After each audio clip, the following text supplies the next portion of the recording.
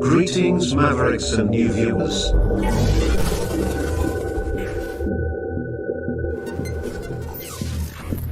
Tonight, direct and live from the Maverick News Network World Studios. This is Maverick News with Rick Walker.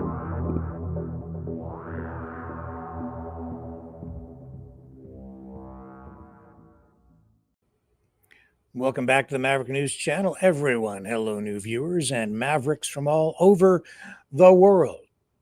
We have a stacked show for you tonight, including a casting call, which I will explain later in the broadcast. First up, though, Premier's meeting coming up tomorrow.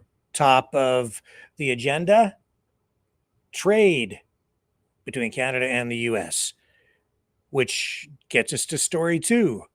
Howard Lutnick, Trump's chief trade guy, on Face the Nation today, doing what? Attacking Canada on trade.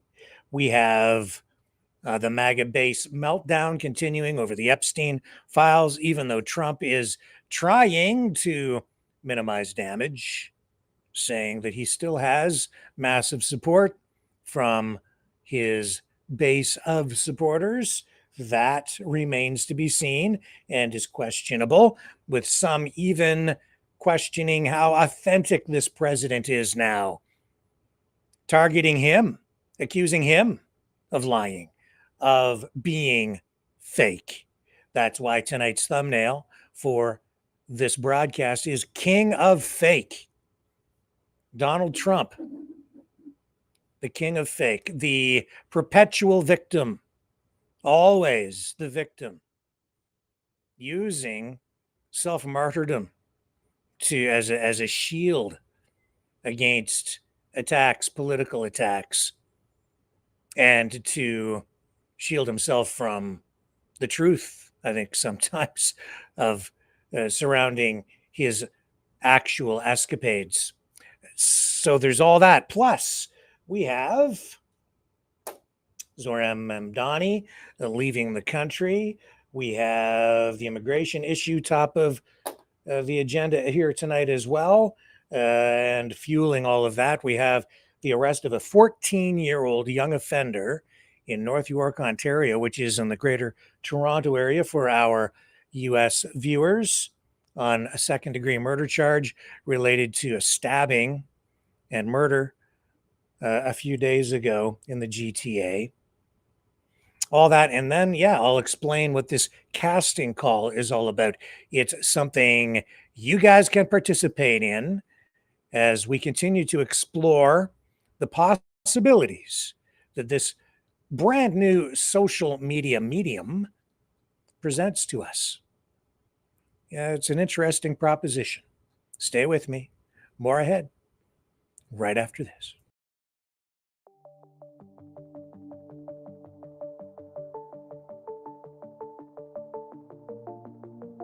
Greetings, brave Mavericks.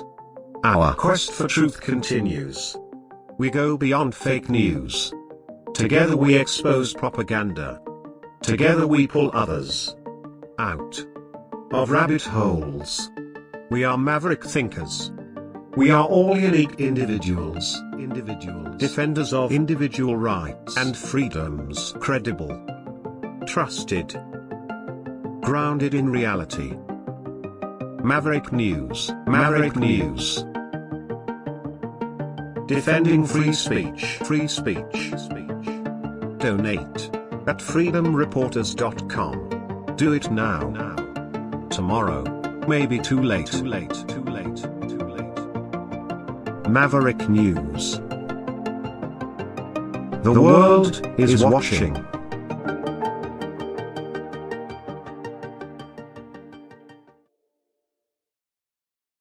I'm back, and so are you. And that's a good thing as we begin to dig into tonight's top news stories. So, where shall we begin? Let's begin at the beginning with a look ahead, actually, to tomorrow Canada's premiers are gathering in Ontario's cottage country for a critical 3-day meeting. Well, it actually started today, but I think they really kind of will start to dig in tomorrow. The Council of the Federation, hosted by Ontario Premier Doug Ford in Muskoka, comes at a pivotal time for Canada's economy. The premiers are set to tackle pressing trade issues driven by U.S. President Donald Trump's tariffs impacting industries like steel and aluminum. Sources report the meeting will focus on strengthening Canada-U.S. trade negotiations and addressing the ripple effects of these tariffs on domestic industries. Now, back on Tuesday, the Prime Minister, Mark Carney, not back on Tuesday, on Tuesday, Prime Minister Mark Carney will join the premiers, so that's 2 days from now, will join the premiers to discuss intensifying trade talks with the United States. The agenda also includes a push to remove interprovincial trade barriers to boost Canada's economic resilience.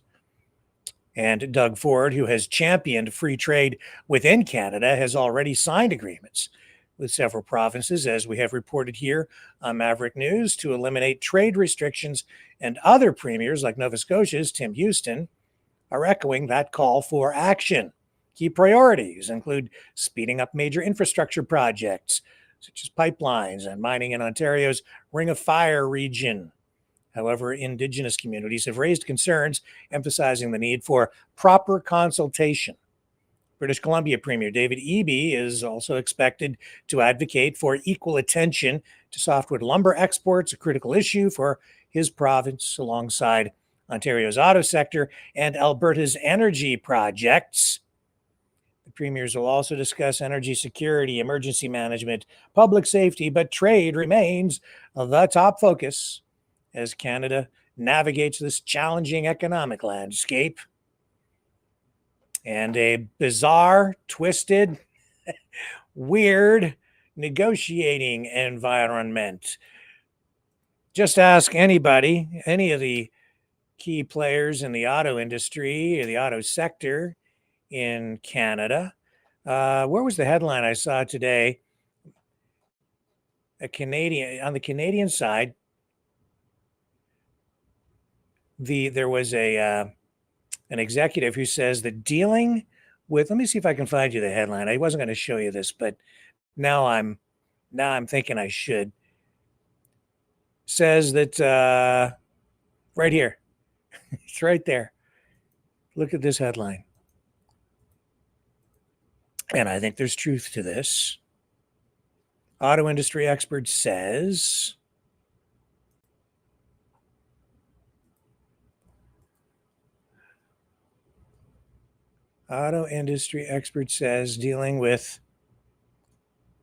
says trade negotiations with the U.S. is like dealing with a mob boss. I don't know if you can see that. I'm kind of hovering over it. This is on the CTV news site tonight. And that is right there. Center of the screen, just to the right. They pushed the story down a little bit, but that is kind of where we're going.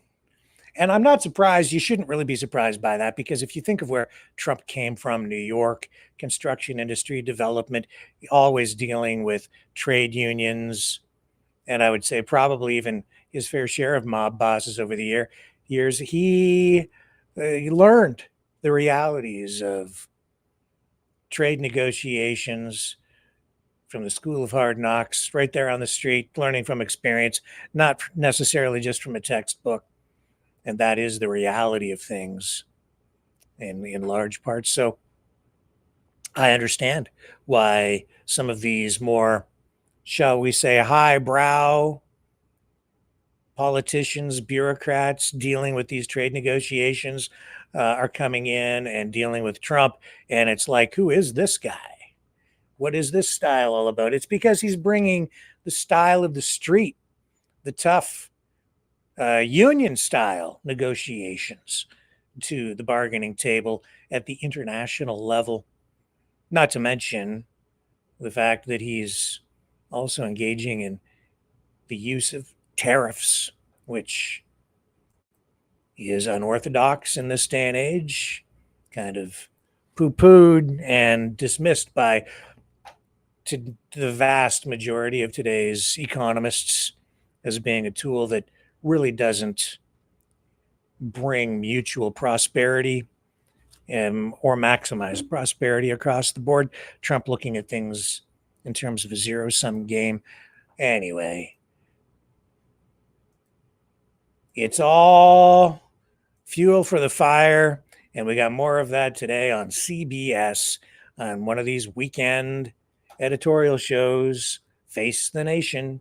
Howard Lutnick, here he is, bashing Canada, saying that we up here in Canada, we just don't provide access to the market for the US, which is not true, not even close to true. But hey, whatever puts the US in a better bargaining position in the court of public opinion, here we go. We have a plan called USMCA, US-Mexico-Canada Agreement. Virtually 75% of all goods coming from Mexico and Canada already come in tariff-free. The president said, look, unless you stop this fentanyl and close the border, we're just going to keep tariffs on the other 25%. And that's what he has on. So don't be confused about it. The president understands that we need to open the markets. Canada is not open to us. They need to open their market. Unless they're willing to open their market, they're going to pay a tariff. That's a simple message the president has. It's fair trade. It's reciprocal trade. Why should we have our country be wide open while theirs is closed? This is an 80-year wrong that President Trump is trying to fix, and our businesses are going to really, really enjoy it. I think the president's going to open between $300 and $400 billion of opportunity for Americans. That's 1.5%, up to 1.5% GDP growth, because the president's going to open all these markets up. Yeah. You saw it with Vietnam. You saw it with Indonesia. You're going to watch all these other countries decide if they want to do business with America. Let's just open our market up to America. That's opportunity that President Trump is bringing. Well, that's rhetoric. The reality is the Canadian market is very open to the United States and always has been, especially under NAFTA and the USMCA, which Trump signed and negotiated with Canada during his first presidency. Over half of everything that we import into Canada comes from the United States. Over half. That's a pretty open market. And that's not to say that there couldn't be more coming into Canada as well. That's just because that's what demand dictates. And the vast majority of those goods, the vast majority of everything imported from the US into Canada comes in duty-free. Very little in the way of tariffs in certain sectors, dairy, poultry, those industries in particular. Yes, there are tariffs in place, but that is not to say that it's an unfair trade practice. What is going on there is that we just don't import very much dairy or poultry from the United States because we have different standards, and we have supply management systems in place here in order to provide price stability. Critics say, and I have pointed out, this issue multiple times, especially in the dairy industry, it's about price stability and food security for Canada and protecting smaller producers, smaller farm operations in Canada from massive U.S. agribusiness and big U.S. agri corporations. That's why those policies are in place. Not everybody agrees with it. It is controversial, but that's the way it is. And I would say it isn't an unfair trade policy on the Canadian side because we do not dump product into the United States either. We've basically just said, hey, we produce enough for our market, for our country. We don't need to import from the US. And we want to make sure that our food supply is secure. Food sovereignty. I hear people on the freedom side, the Maple MAGA side, talking about exactly those issues, and yet they are so indoctrinated that they don't really look at the details of this issue and just instantly default to Trump is right. Canada sucks. We need to just give Trump whatever he wants. This is unfair. 300% or whatever the tariff is on dairy. That's not fair. It's irrelevant. What we're doing is supplying our own market in order to, as I say, protect some of these smaller farms, and protect food sovereignty for Canada, which is what the freedom-oriented people in this country say they want. And yet by supporting the US position on this, they actually want to destroy the Canadian dairy and poultry systems of protection in order to make sure that smaller farm operations, including family farms, survive. The critics on the Canadian side, people like Maxime Bernier, argue that we should do away with supply management systems and dairy marketing boards. And the dairy industry in particular has been the one that he's always targeted, saying that it leads to higher prices for consumers in Canada. And indeed, we do make sure that prices remain at what we would call a sustainable level for farmers, which means that prices in the market through the system of supply management, which means that they have quotas. You're only allowed to, or caps on how much milk can be produced and put into the Canadian market.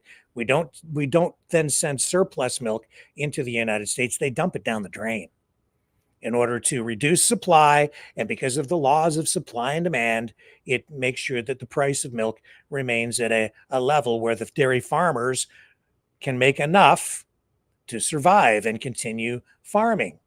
Now, that again brings me to, and poultry, eggs, those are other areas that are protected on the Canadian side. And let's go right now and take a look at what's going on with poultry. Well, let's look at egg prices.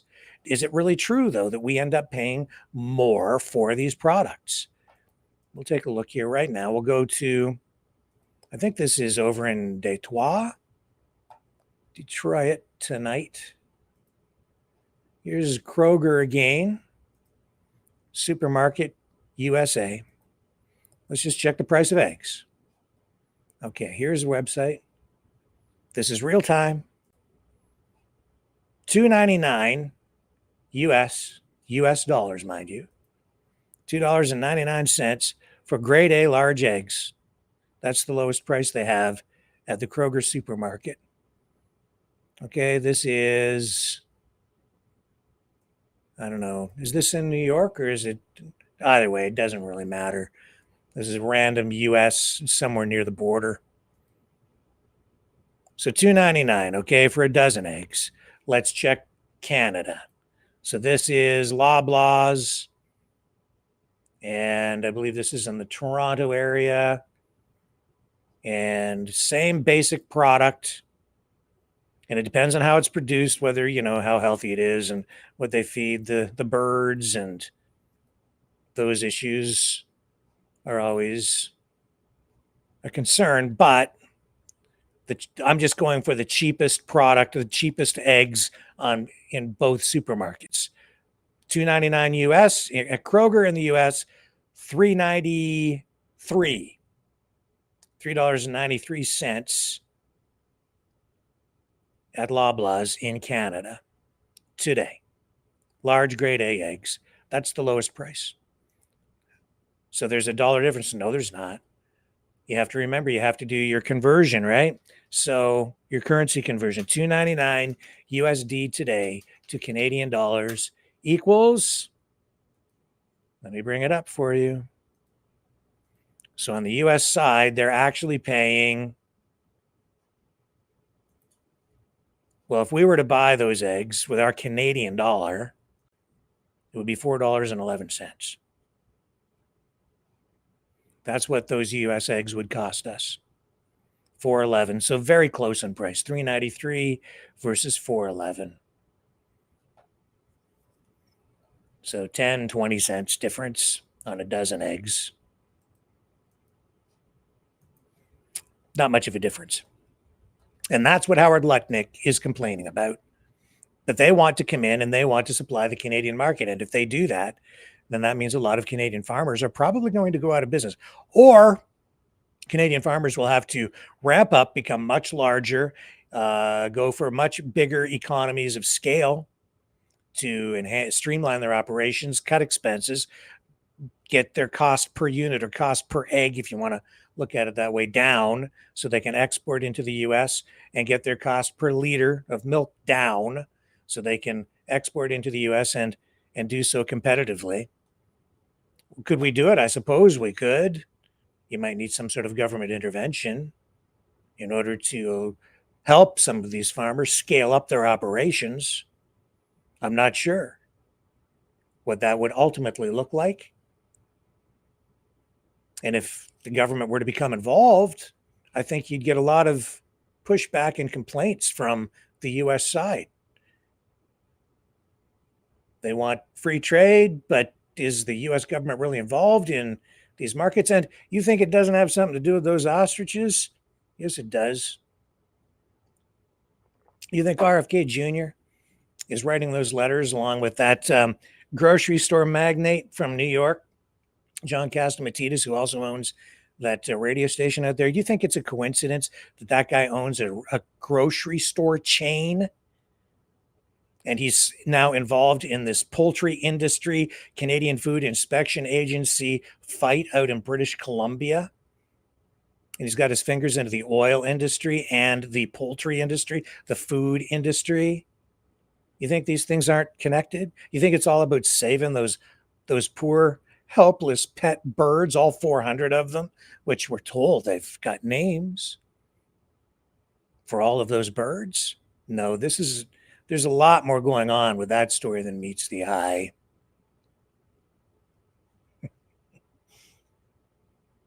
Speaking of New York and John Catsimatidis and his grocery store chain, you see that Zoran Mamdani, right? He's the communist, as Donald Trump calls him, the Democrat socialist running for mayor in New York. And he's right under Catsimatidis' skin because of his plan to potentially turn or create government-run grocery stores in New York, which would be in direct competition then with Catsimatidis', what does he call it? Is it Red Apple Group or something? I think they call the company that controls his grocery store empire in New York. And keep in mind that those grocery stores, those are massive operations. He's a multi-billionaire. And the reason they're so large and have such economies of scale is because New York and New York State have a large population.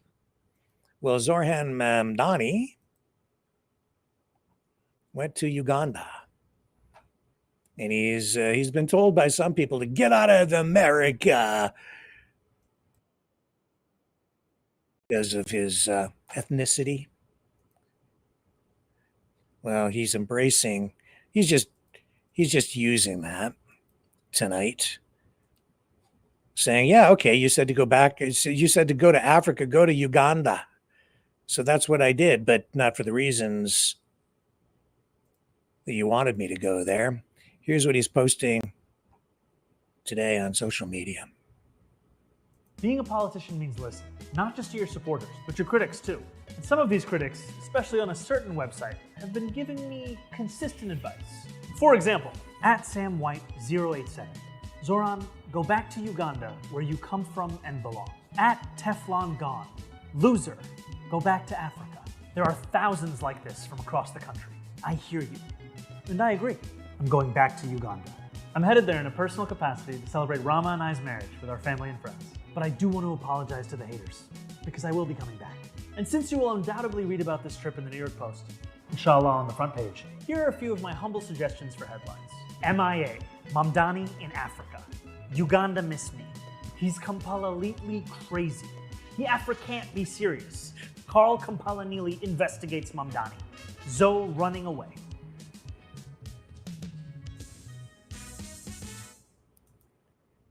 It's going to be an interesting race for mayor. And we'll see if Cuomo still steps up and runs as an independent, because he got the Democrat support from the party instead of Cuomo. But Cuomo may just run independently, and then we'll see if that splits the vote or how it all pans out. There's so many issues at play there, and so many of them inflammatory. And whoever wins that race, I mean, whoever becomes the mayor of New York, that's not just a municipal position. That's just not a regular mayor's job. That's a national platform. You have an international voice when you have that job. And that guy is a rising star. Whether he can ride that building wave of publicity into the mayor's office and power remains to be seen. We've still got a fair amount of time between now and Election Day in NYC.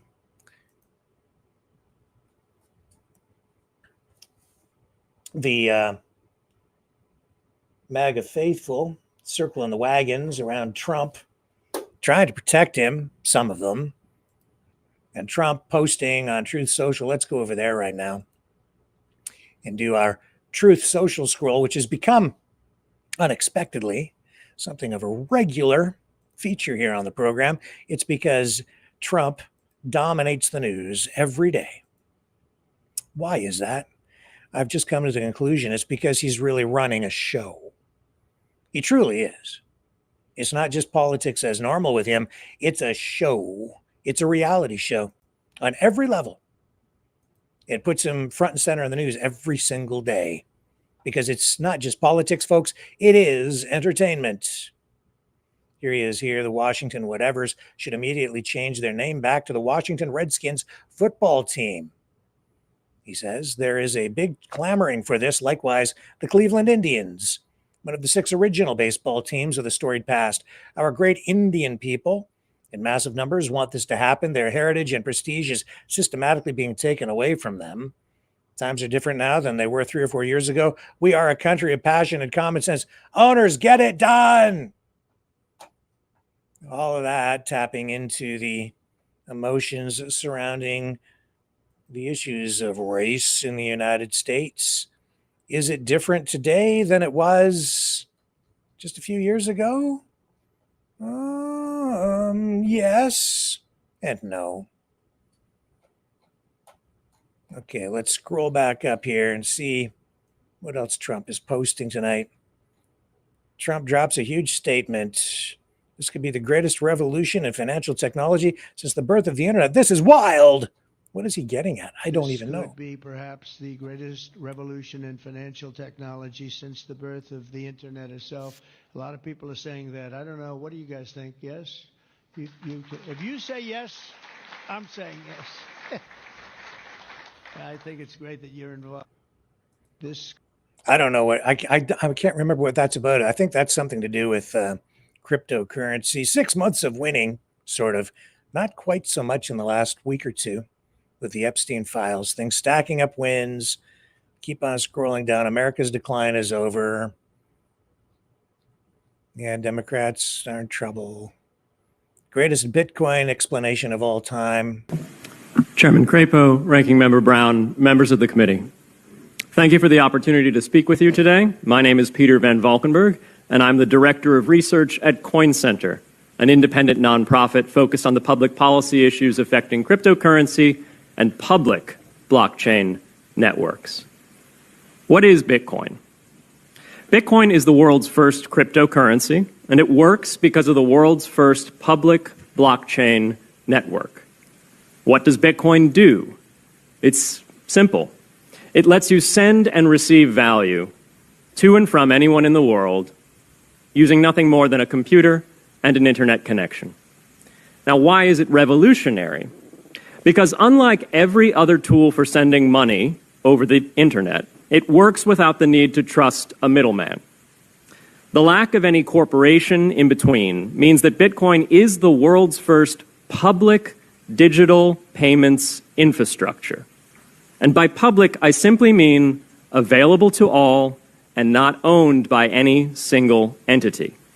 Now, we have public infrastructure for information, for websites, for email. It's called the internet. But the only public payments infrastructure that we have is cash, as in paper money. And it only works in face-to-face transactions. Before Bitcoin, if you wanted to pay someone remotely over the phone or the internet, then you could not use public infrastructure. You would rely on a private bank to open their books and add a ledger entry that debits you and credits the person you're paying. And if you both don't use the same bank, well, then there'll be multiple banks and multiple ledger entries in between.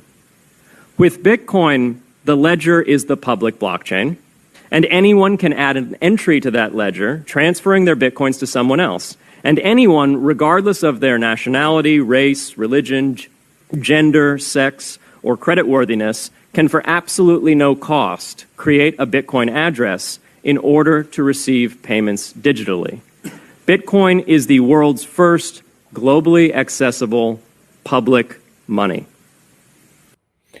And Trump, who was highly critical and skeptical of it, has now embraced it,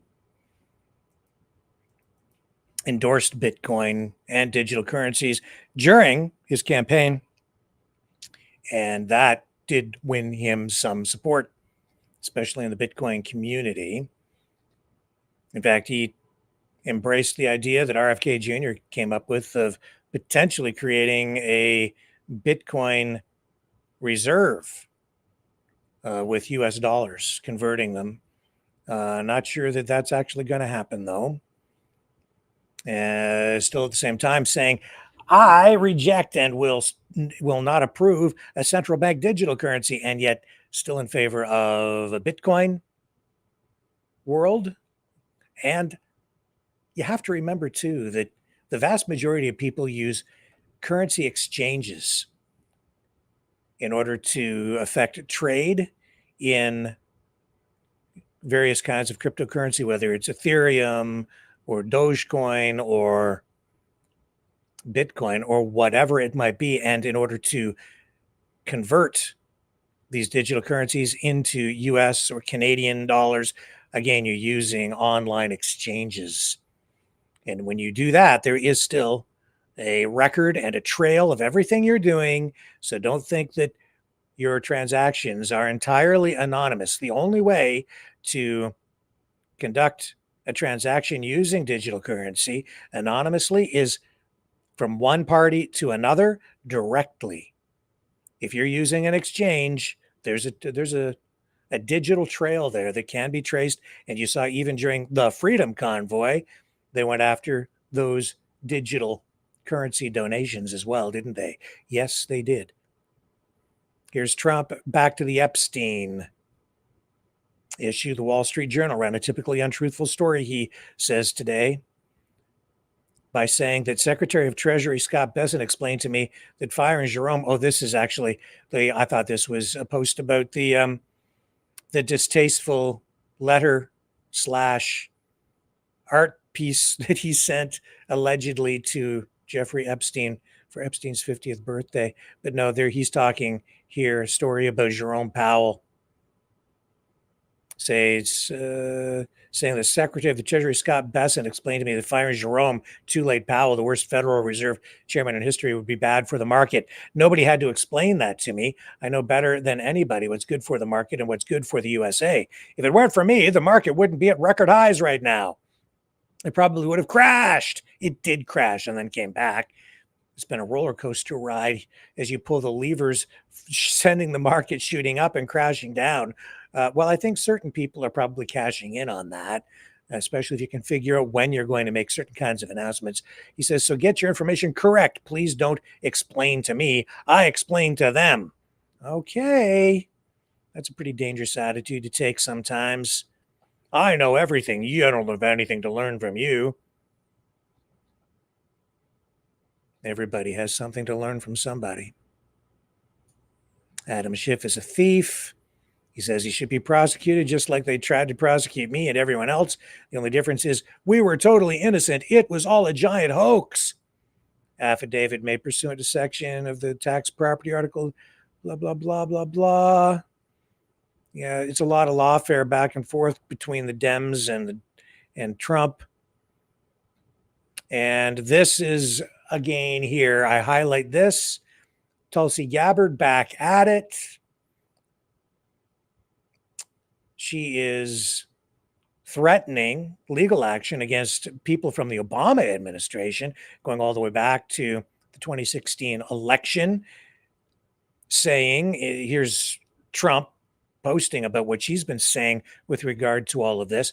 He says, in the months leading up to the November 2016 election, the intelligence community agreed that there was no intelligence that reflected that Russia was trying to hack the election. So it was very striking when we look back at the documents that I declassified and released that show there was a shift in early December, blah, blah, blah. And this is what Gabbard had to say on Fox News. The months leading up to the November 2016 election, the intelligence community agreed that there was no intelligence that reflected that Russia was trying to hack the election in favor of either candidate.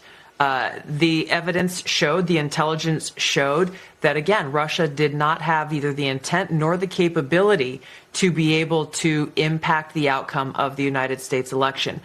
So, again, as I pointed out last night, this is sort of a verbal sleight of hand, because what she's really saying here, in my view, is that Russia did not have the means or the capability to hack into the voting machines to affect the tabulation of votes and effectively hack the election that way, which is what I think she's really trying to say, or is saying, which is selective use of particular pieces of intelligence. But if you look at the whole Mueller report, if you look at all of the evidence, you'll see that there is a lot of supporting evidence and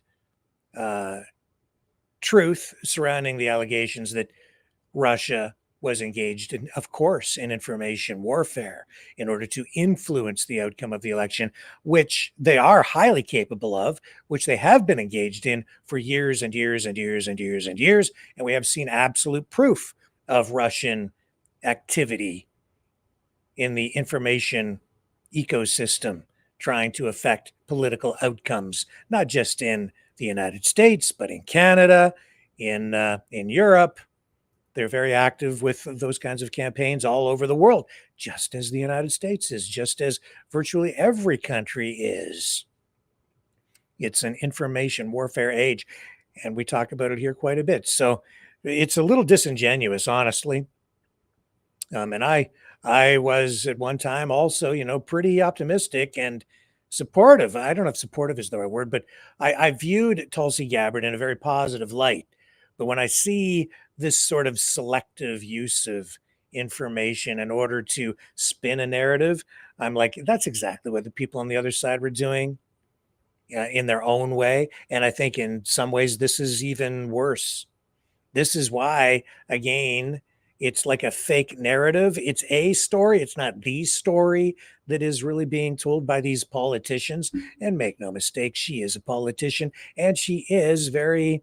Well, if you go look at her past, you can see why some people have had concerns about her allegiances, her activities, where she's been, who she was hanging out with, her trips to Syria, her apparent sympathies for Russia's interests. It took me a while to open my eyes to what she was really up to, and I get it. I understand the concerns. It's reflective here, but Trump reposts this because it benefits him at a time when he remains under intense scrutiny, and he's under attack even from people within his own base. Even tonight, as MAGA remains fractured, even though he has been posting saying, oh no, I have like 90% support still from people within the Republican Party, the GOP, the MAGA base. It's all still strong. No, there are definitely fractures there, and his political opponents are capitalizing on that. And people within the MAGA base tonight, still, a lot of them, a big percentage of them, upset. They're demanding accountability. They are disappointed. They want Trump to deliver on this promise to put out all the files, including the Epstein client list, if it even exists. This is why tonight I bring you this clip from Times Radio where Rich Logus, founder of Leaving MAGA, this guy was a huge Trump supporter. Like many others within the MAGA movement, he has become disillusioned. So much so that he actually left MAGA and has now created the Leaving MAGA movement. Here he is explaining why that has happened and talking about why the MAGA base is fractured and why people are disappointed. And it's, as he says, it's because either Trump and those major supporters around him were either lying before about the Epstein list existing, right up until Pam Bondi said that it was sitting on her desk, or they're lying now when they say that it doesn't exist. Either way, they're being caught in a lie. We spoke to him earlier, and he told me, first of all, why he left initially. So I like to paraphrase the American writer Ernest Hemingway and say that my epiphany happened gradually and then suddenly all at once. There were a variety of reasons that eventually led me to leave MAGA. There was the president's mismanagement of COVID. There were the stolen election lies, January 6th. Also, my governor here in Florida, Ron DeSantis, in the summer of 2021, began platforming anti-vaxxers at his pressers. And the final straw for me was May 24th, 2022, which was the Uvalde, Texas school shooting. And it was shortly after Uvalde when I quietly left MAGA. But I decided that I wanted to go public because I had always been so unapologetically public in my support for Trump. I felt I needed to reciprocate and do the same in renouncing Trump and the MAGA movement. And it was on August 30th of 2022 when I wrote a mea culpa, and I said in that article that I was sorry for supporting Trump and MAGA, that I made a mistake, and I wanted to apologize to anyone I may have hurt with my words and my deeds. And I call that day my Leaving MAGAversary. And the truth is, I never thought anyone would care, but it turned out people did care. They wanted to hear my story. And from all of that was birthed our organization last year, Leaving MAGA. So you've watched, really, from knowing this group of people quite intimately for the last few years as Donald Trump gets re-elected again, and then how the row over the supposed Epstein files is starting to tear inside the Republicans. It's sort of started to tear apart the MAGA movement. What's happening? So I think that there is a burgeoning cognitive dissonance that's pervasive across MAGA. And I think begotten from that cognitive dissonance is a lot of confusion and a lot of doubts. And there's a question about this Epstein story that I would ask respectfully that MAGA Americans think about, which is that if Donald Trump is lying about this Epstein list, then what else is it that he might be lying about? I think most people in MAGA, just like most Americans, Rosie, I believe that they do care about the safety and security of children. And it was promised that it would be revealed who may have aided and abetted Jeffrey Epstein. And now we're told that there's nothing to see. But for many, many months, the president, the vice president, MAGA influencers said that there was in fact a list, and now they're saying that there isn't. So they were either lying then or they're lying right now. And I think people in MAGA are starting to question their belief system and are starting to wonder if Trump is really as honest as they may have believed that he was, and if this is the movement that they thought that they were really supporting. Why might this story be the one? We know that Donald Trump has said many contradictory things in the past. Why might it be this specific story that unpicks the support?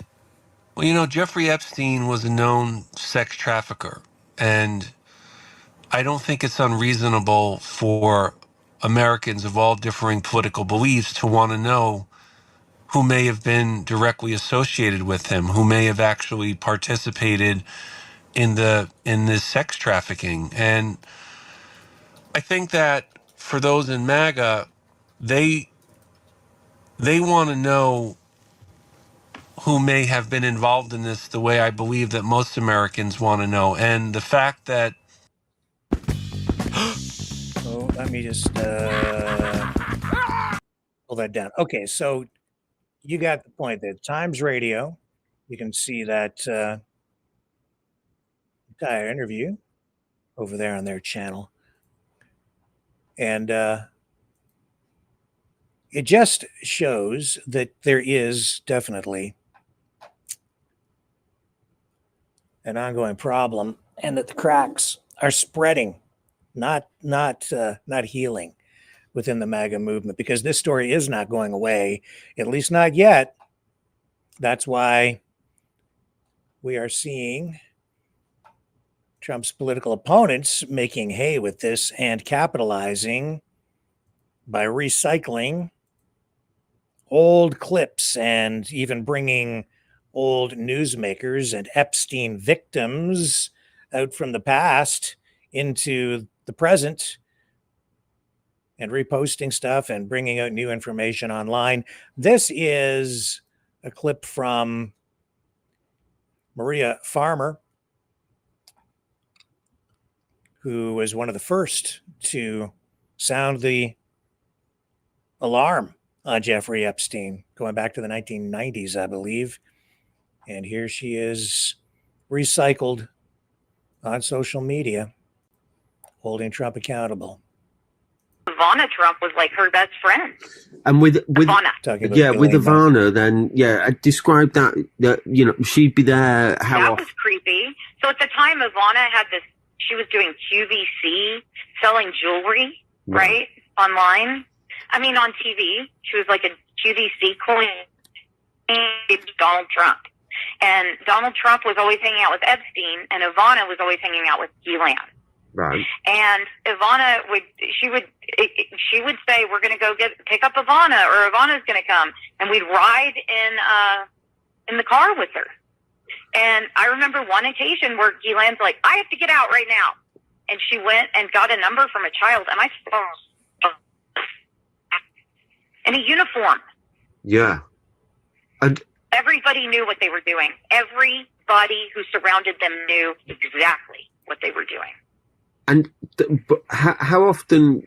Did you go for rides often with her and Ivana? Or, yes. And would she pick up girls all the time? Yes. She didn't bring them in the car. She would get their phone numbers. Right. But she would drive by schools. Right. So as they got out. So would she? Yeah. And what's Ivana doing at this point? What sitting in the car. And I'll never forget, because one day I was really weirded out by what had happened. I was really weirded out. So I'm sorry, my phone's beeping in. Just give it a second. But anyway, I've got to go in a second. But I just wanted to tell you, I was weirded out when they were driving around with this. So Ghislaine shut me up, gave me one of those cheap bracelets Ivana was selling on QVC, and said, "Ivana wants you to have this." And I threw it in the garbage.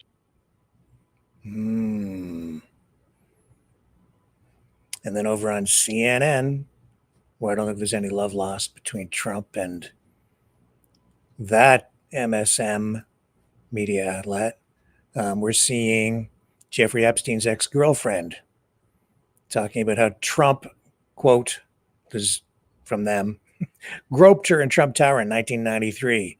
His hands, quote, all over her breasts and butt as Epstein watched. Let's just run it.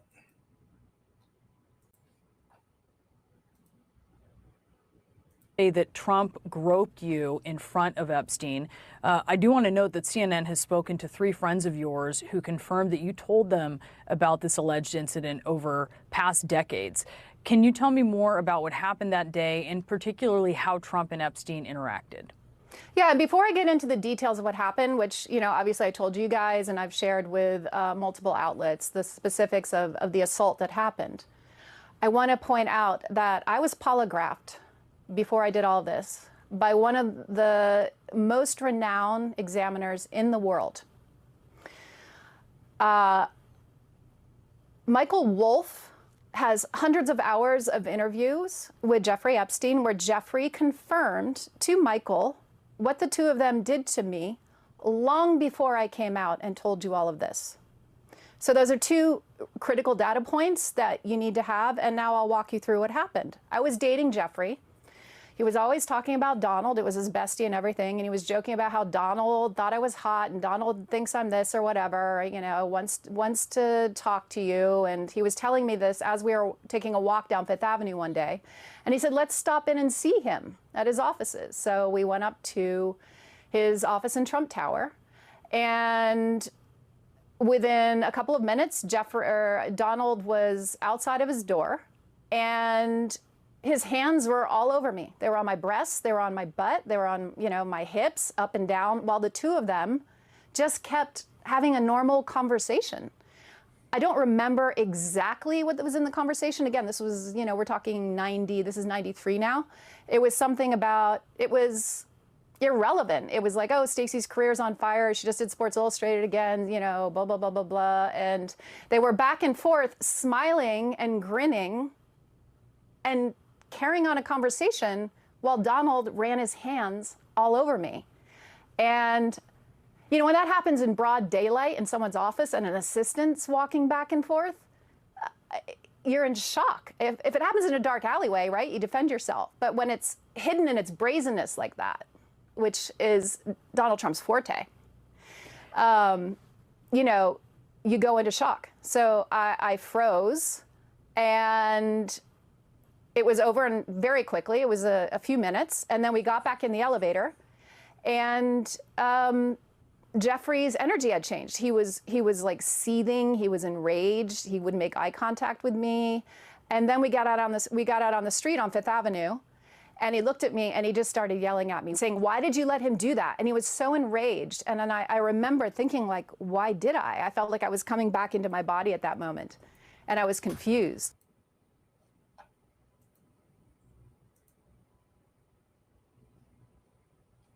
This sort of details just keep coming out. President of the United States.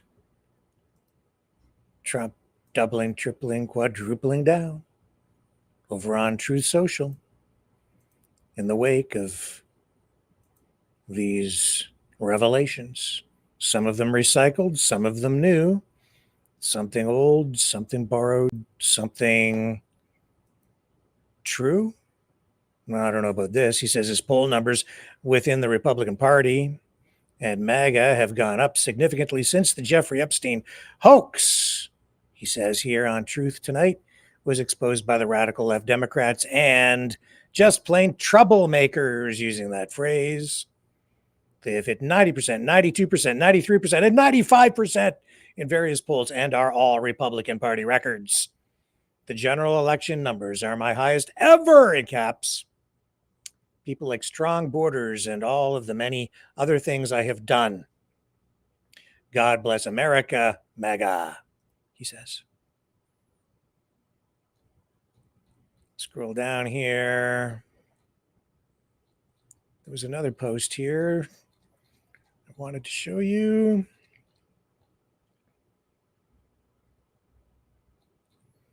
If it's still... Yeah, well, here's this post here. This was from yesterday saying that they're going to, he's asked them to release all the grand jury testimony, which in itself, here, it's actually still significant because that is one of the things, even that is now being questioned by many within the MAGA movement.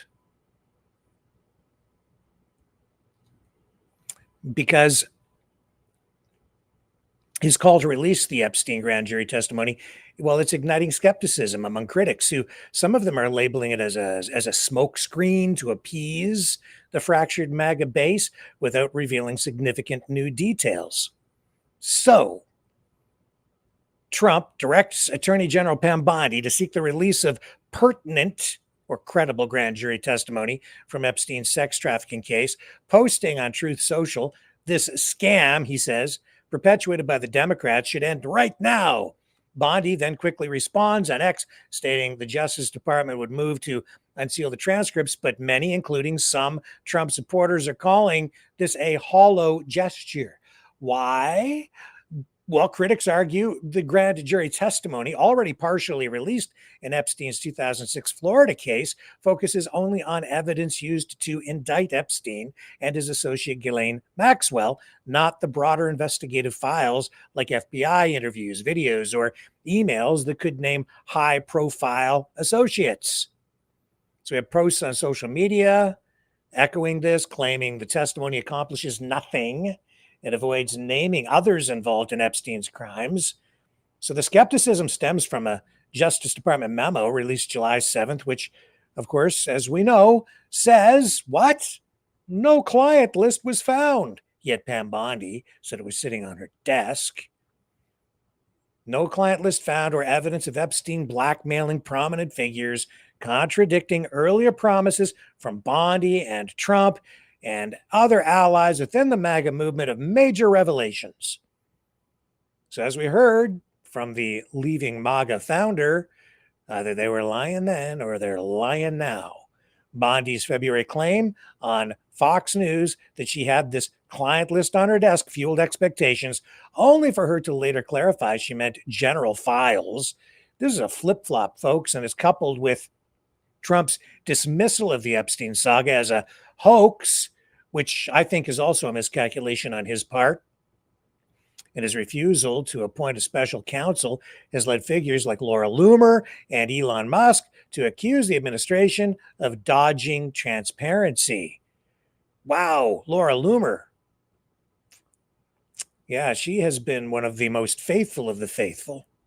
Critics point out that grand jury testimony is a small fraction of the evidence, likely already public or heavily redacted to protect victims, and requires court approval, which could delay or limit release. Legal experts like Carl Tobias told BBC that convincing a judge to unseal sensitive testimony is tough, especially to protect victims' identities.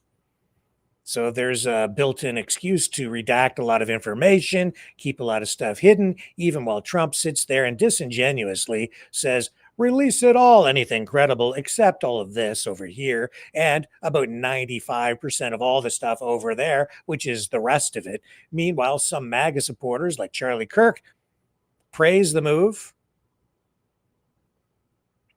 As I said, some of these MAGA faithful are circling the wagons, coming to Trump's defense, but others like Senator Mike Lee and Josh Hawley demand more. The FBI notes or search warrants, which Trump and Bondi haven't addressed.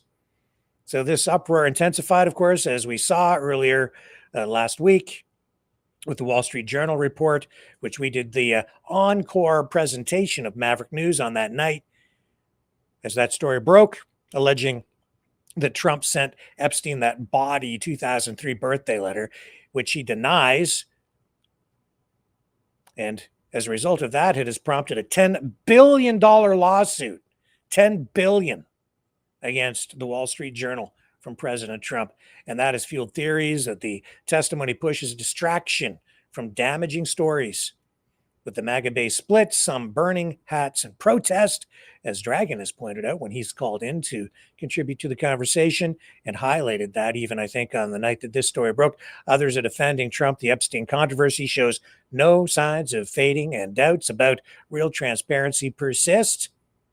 And yet through it all, we've also talked about how Trump just has this art down to a science where he manages to portray himself as the victim, martyring himself, twisting the stories, managing perception, playing that Jedi mind trick that just seems to work time and time again. Will it work this time?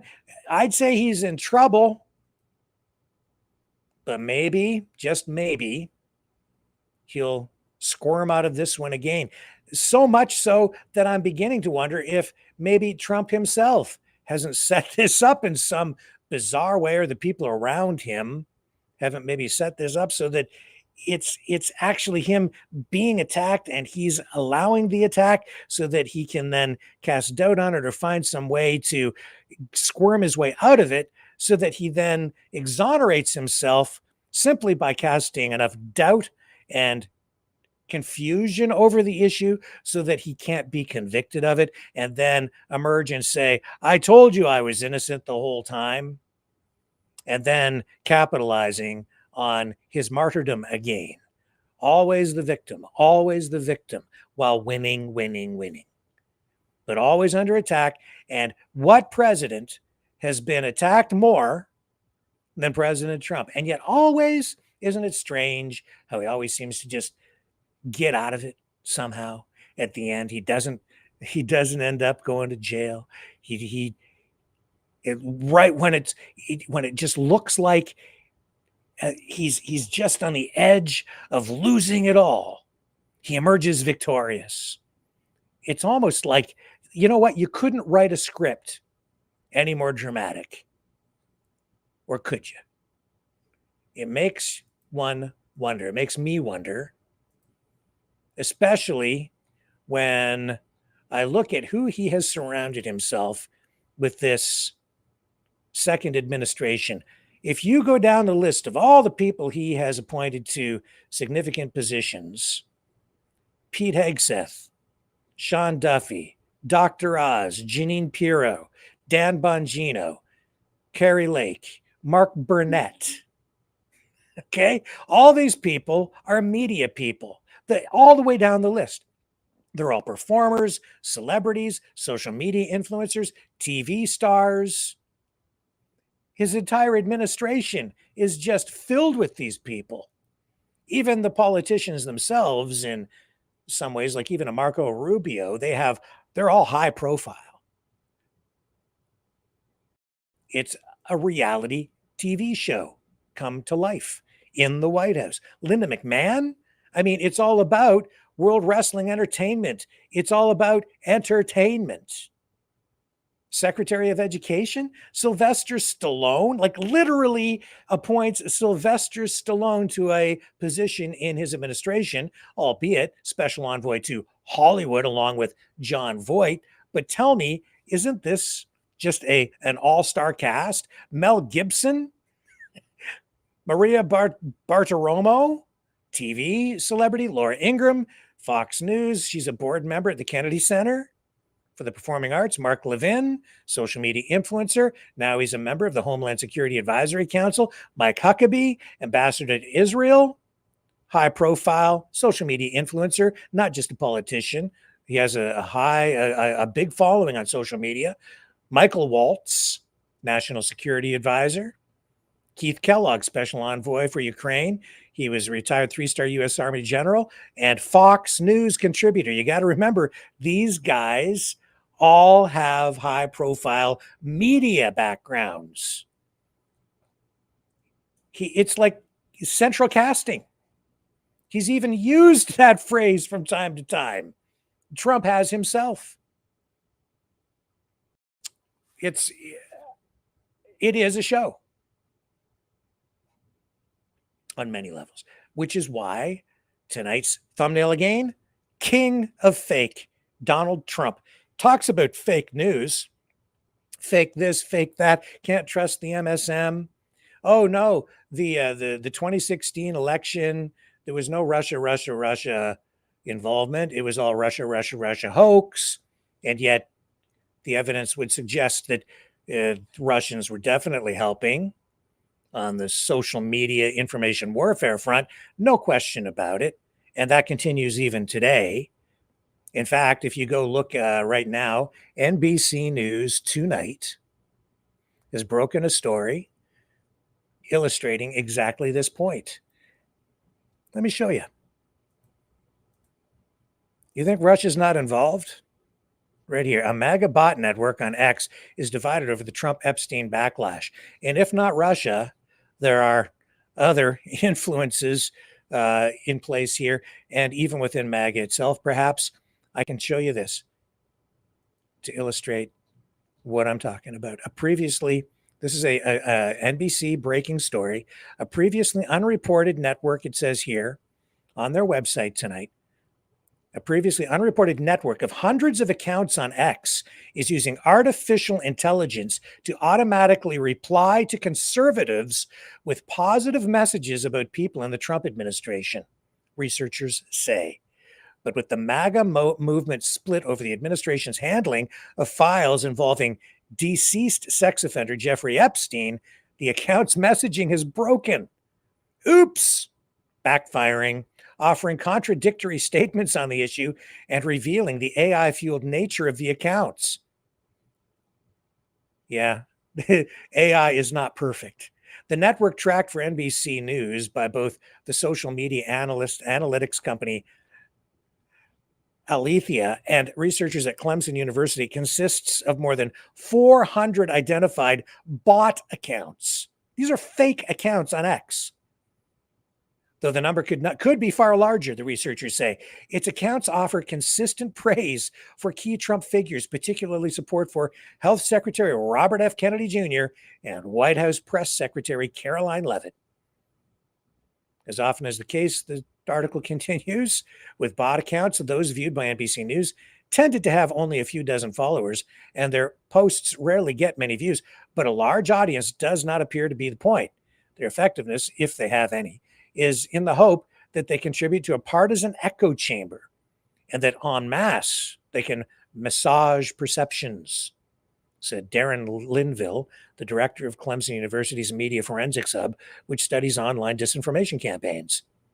He says here, they're not really there to get engagement. They're there to just be occasionally seen in those replies.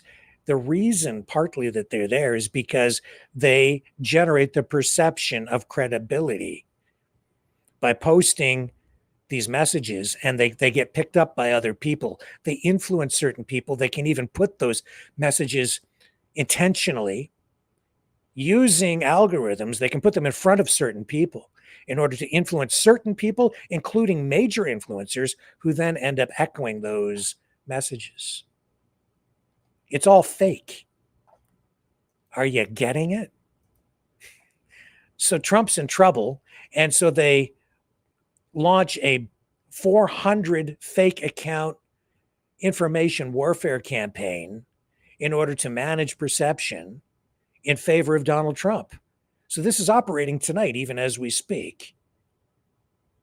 It's present. It's clear. Yeah, I think it is a danger to democracy because it is fake. It's a lie. It's a giant lie. They're putting out fake information and BS support for Donald Trump to bolster his support. Why? Who's behind it? Who is behind this? Here's some of the examples.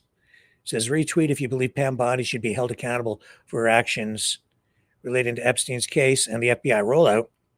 Let's bring justice. And then they have like a positive response to these things that they post.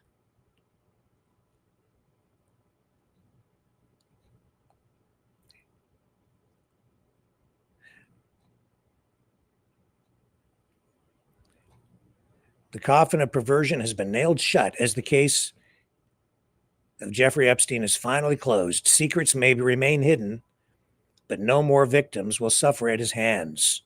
Justice, closure from this fake bot account named Carrie Wegley. Says here, for years, social media has been infested with inauthentic accounts designed to sway popular opinion, whether they're marketing firms pushing products or foreign governments and domestic groups pushing political propaganda. But that has become turbocharged with the rapid proliferation of AI chatbots that can write and post convincing messages without human intervention, and exacerbated by social media companies scaling back their moderation. And that is exacerbated by people like J.D. Vance. And here, I'll just show you again. There it is. Remember when J.D. Vance went over, was it to the EU, I believe? And he was like, you know, you shouldn't engage in so much censorship. Otherwise, your democracy isn't very resilient. I'm paraphrasing. Yeah. Well, when you let your guard down, in this area, certain adversaries will take advantage. And in this case, whoever's doing this is trying to benefit Trump. Maybe it's MAGA, maybe it's Trump himself, a network of people around him, 400 fake accounts, probably more, and using AI to leverage it. It's a real thing, believe it or not. Let's take a little break. I'll come back on the other side of this.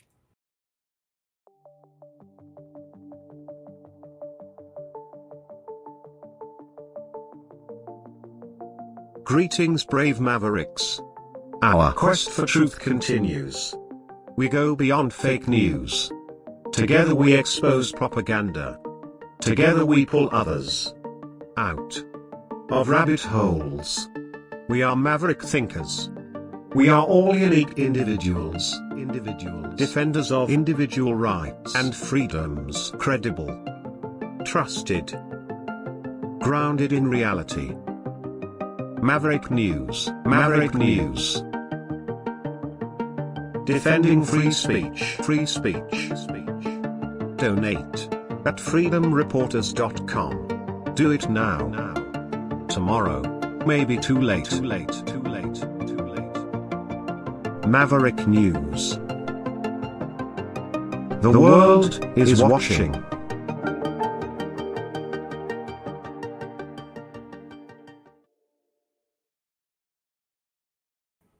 Back. Let's move on from all the MAGA insanity. It wears you down. It really does. At least it's wearing me down. I'm immersed in it every day, of course, maybe a little more than a lot of people, just because I'm sitting in the chair and preparing for the broadcast every night. But it's depressing, honestly. After a while, it screws with your head. And a lot of it is because of what's going on online. The crazy distortions, the way that information is twisted, everything's flipped upside down.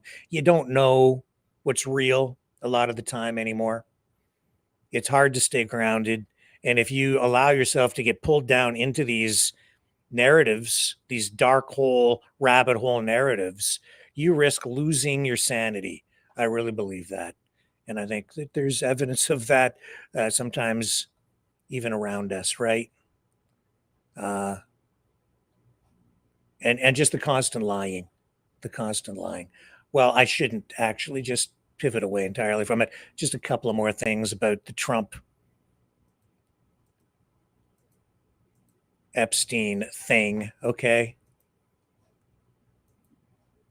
People, again, recycling a lot of what Trump has said in the past now coming out. This is why it's not going away, because there's just too much of a trail, too much credible stuff to link him to Epstein, and too much embarrassing behavior, very public embarrassing behavior from Trump over the years that people are highlighting now, saying, hey, where there's smoke, there might be fire. Like this television appearance where he's talking about, there's this famous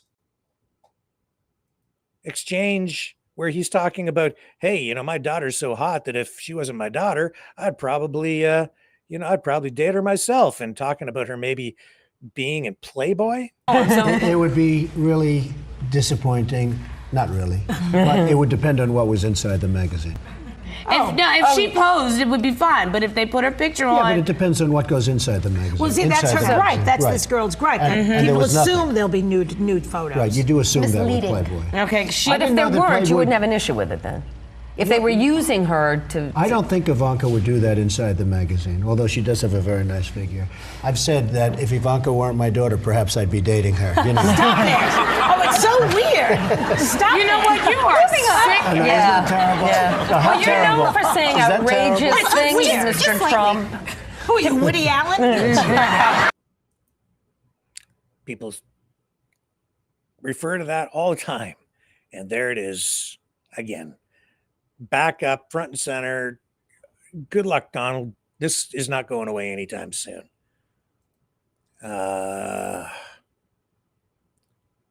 Okay, this other story, also horrific. 14-year-old arrested, North York, Ontario, for the death of Shanaz Pestanji. Toronto police earlier obtained judicial authorization to identify the 14-year-old and release his image. Now, I can't show you the image, even though they received judicial authority to do that. You see, in Canada, we have the Youth Criminal Justice Act, and that prevents media outlets from identifying young offenders under a certain age. So 14, too young.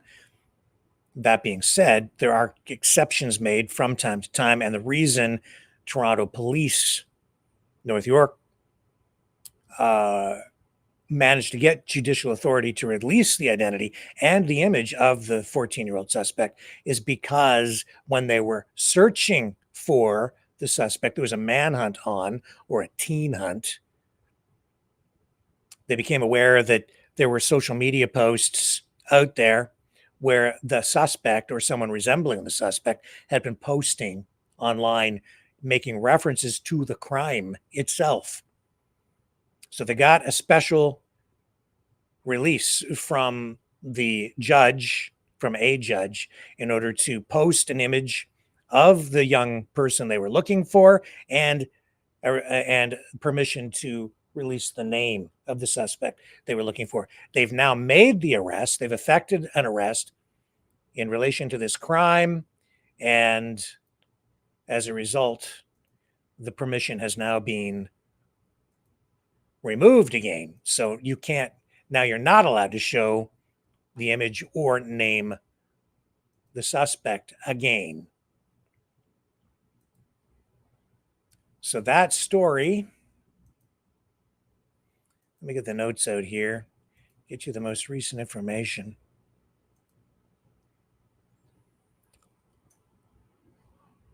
So this was a few days ago, and I lost my tab here. Let me take a quick break. I'm going to come back.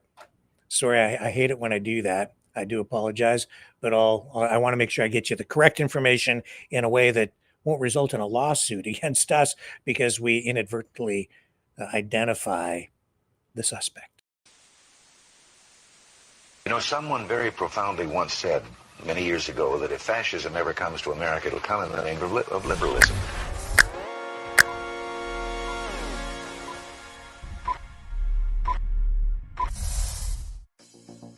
Well, I think it's time we ask ourselves if we still know the freedoms that were intended for us by the Founding Fathers.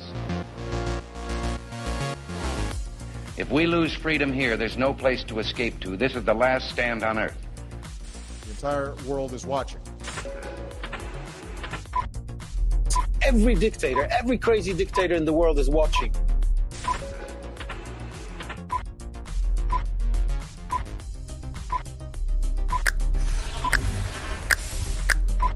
The world is watching. On TV. The entire world is watching. On social media. But the entire world is watching, and yes, they are seeing what we have apparently bravely been willing to say that others are thinking. Stand for freedom. Literally stand for freedom. Let's get this done. The entire world is watching. We're at war with the most dangerous enemy that has ever faced mankind in his long climb from the swamp to the stars.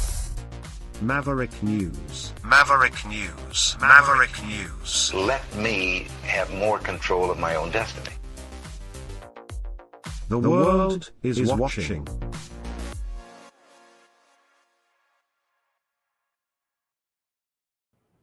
Okay, so I have this. Here's the media release from police.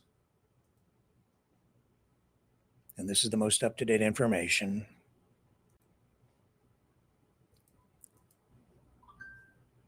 Male youth arrested in homicide investigation, Parkway Forest Drive and Shepherd Avenue East area. Victim, Shanaz Pestanji, 71. Update, judicial authorization to identify young person has expired, as I said.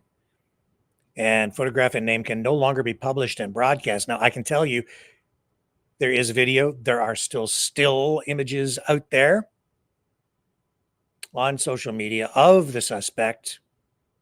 You can go find them, but I'm not running them here because of this.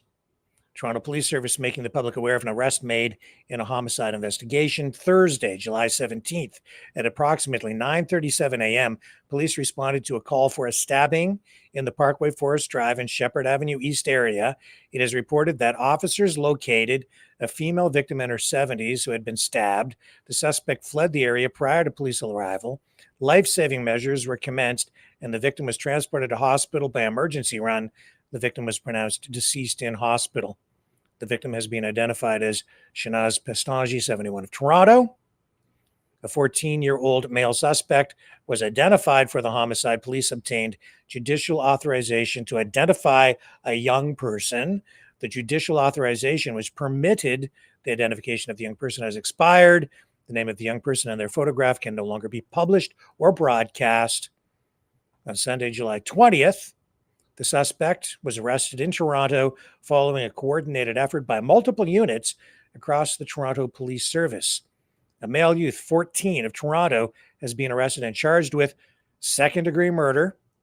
He is scheduled to appear in court at the Ontario Court of Justice, 10 a.m. in room 606 on the 21st, tomorrow. Anyone with information is asked to call police at 416-808-3300 or Crime Stoppers anonymously.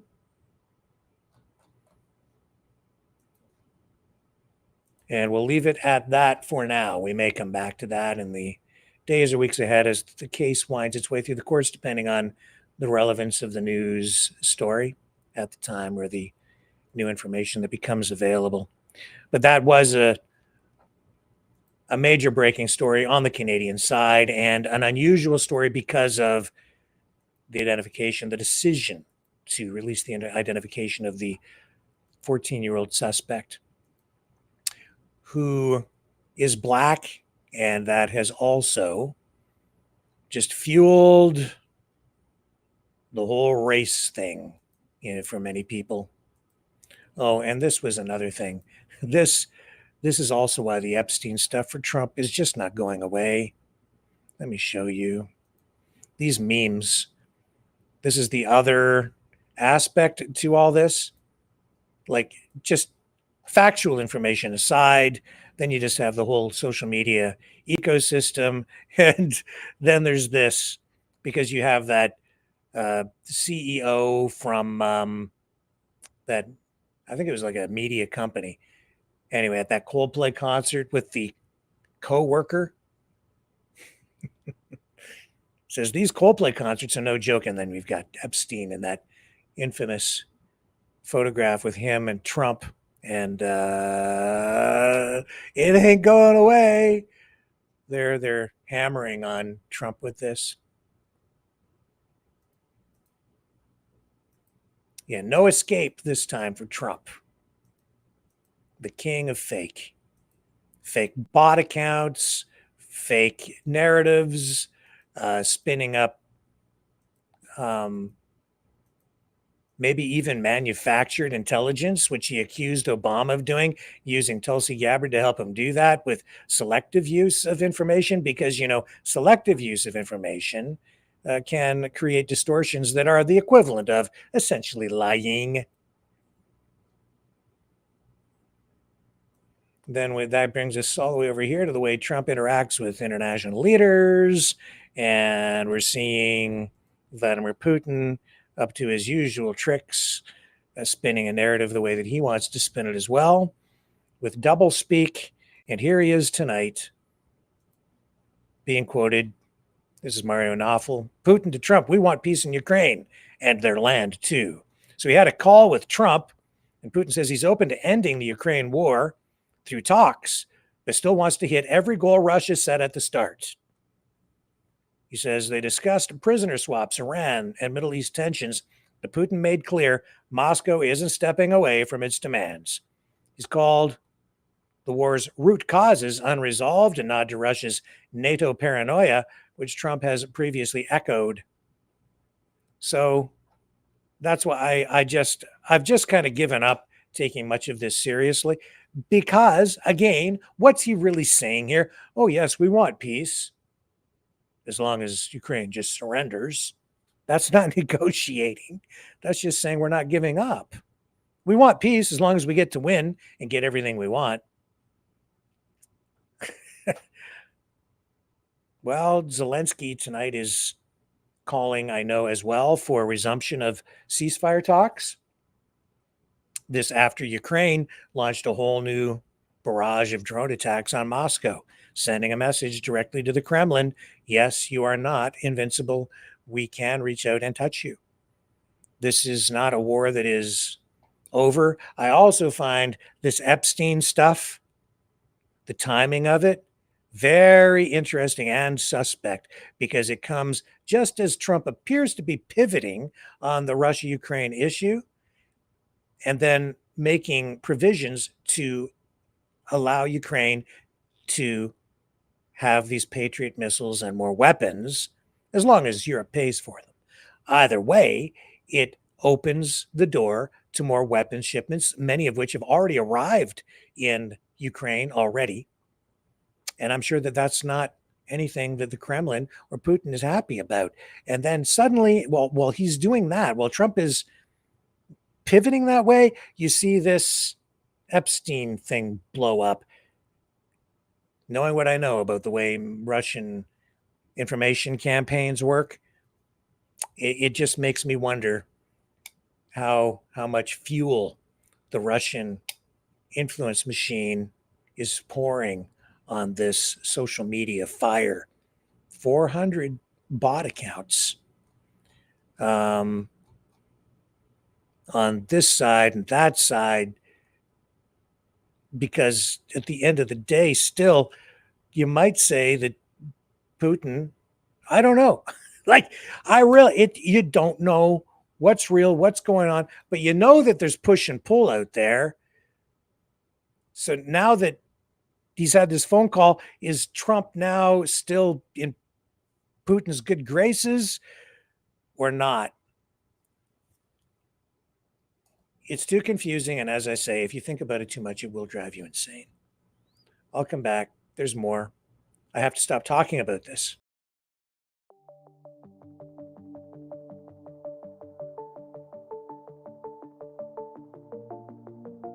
Greetings, brave Mavericks.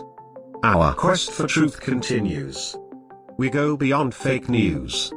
Together we expose propaganda. Together we pull others out of rabbit holes. We are maverick thinkers. We are all unique individuals, defenders of individual rights and freedoms, credible, trusted, grounded in reality. Maverick News, Maverick News. Defending free speech, free speech. Donate at freedomreporters.com. Do it now. Tomorrow may be too late. Maverick News. The world is watching.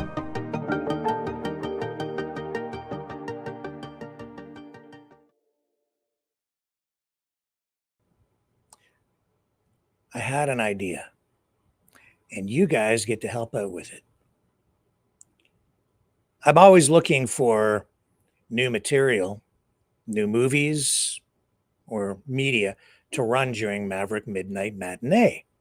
Stuff that's of quality, preferably, not just junk, crappy old movies. I want quality cinema or TV shows, stuff that is thought-provoking and relevant even to our time. And then I got to thinking, MAGA, Musk, Mars, world peace, COVID, cold viruses, ostriches.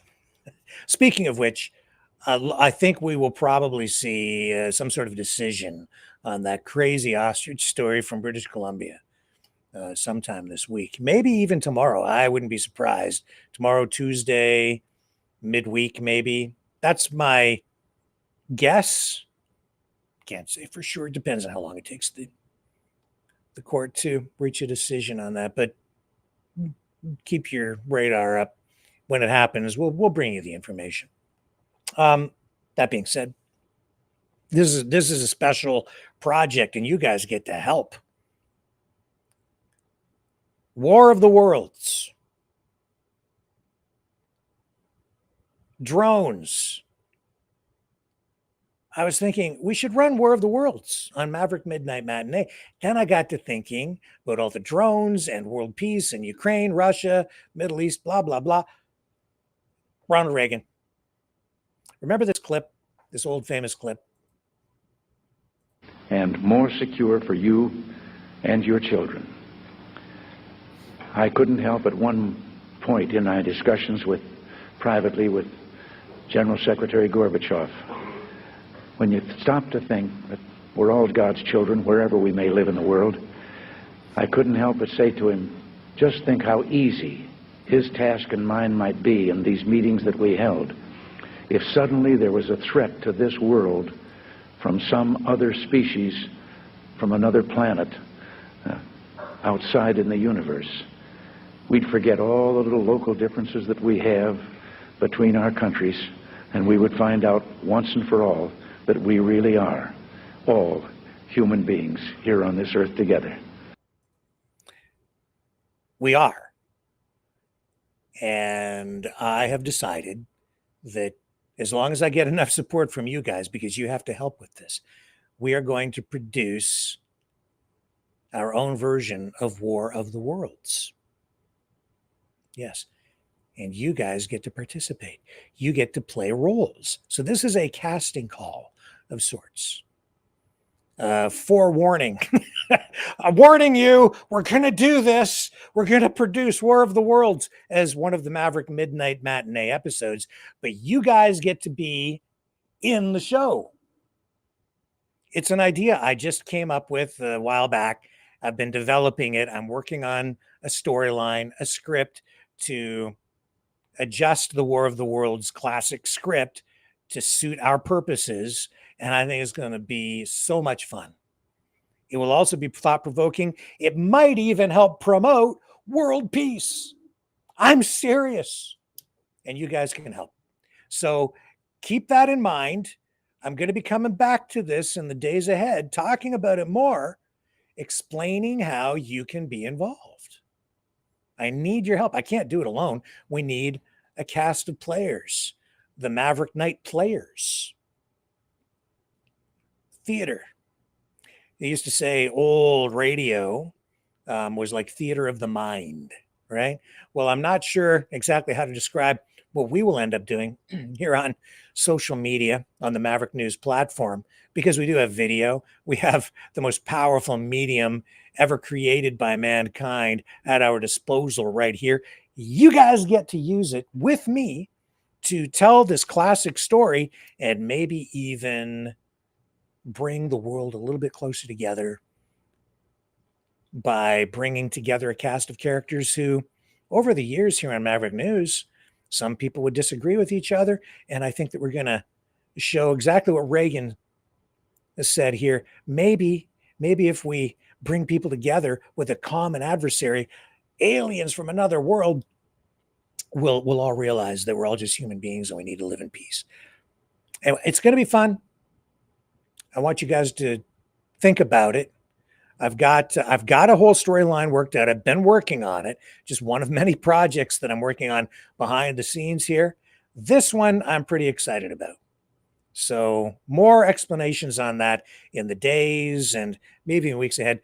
I think we'll probably be able to do this. It should be ready within the next 2 to 4 weeks. So sometime within the next month, we'll be able to go ahead and present this Maverick Midnight Matinee original production of War of the Worlds, which is all about, of course, what? The Martians invading Earth. Well, that being said, I'm going to leave you tonight with Maverick and the News Brothers and their creation, this creation of MAGA Mars, song we played before, because Elon Musk is going to play a role in this new version of War of the Worlds here on Maverick as well. Thank you, guys. Love you. I will see you all back here tomorrow night, 7 p.m. Eastern on The Flip Side.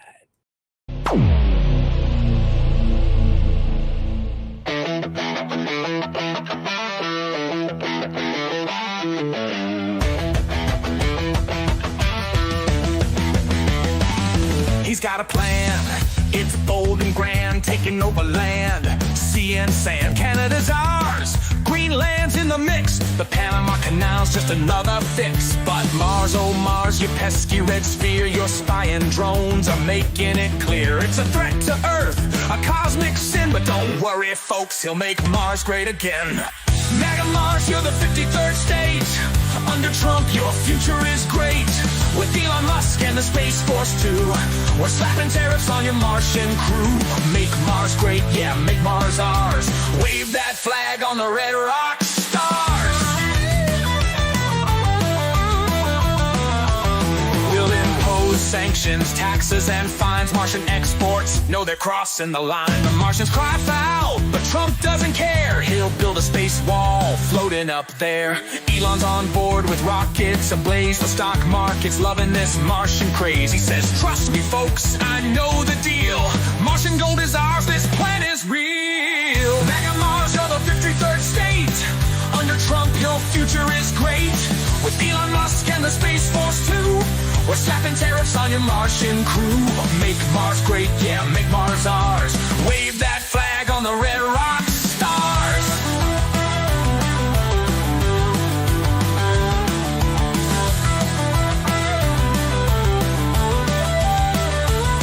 Yeah, Mars hotels with golf resorts, intergalactic trade reports, a MAGA dome where Martians bow. We've got the best Martians, Trump says now.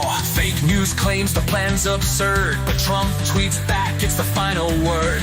Martian drones not on my watch. Space Force ready to kick it up a notch. MAGA Mars, you're the 53rd state.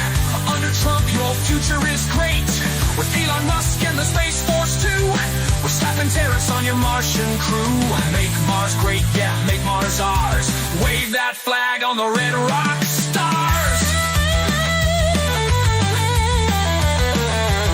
So buckle up for the Martian fight. Trump's taking over the Martian night. It's all for freedom, it's all for the win. Oh, say can you see, he'll make Mars great again.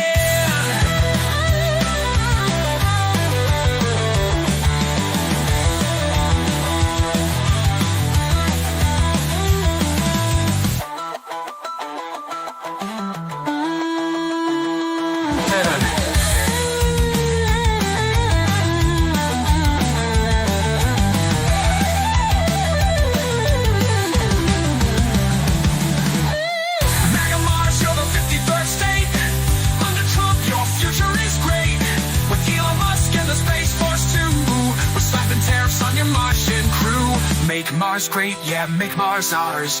Wave that flag on the red rock stars.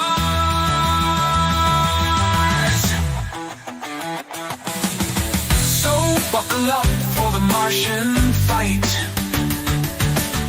Trump's taking over the Martian night.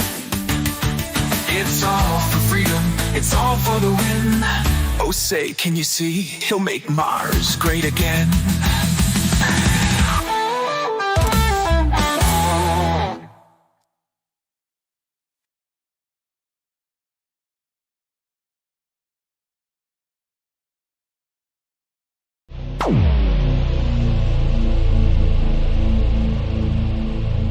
This has been a Maverick Multimedia production.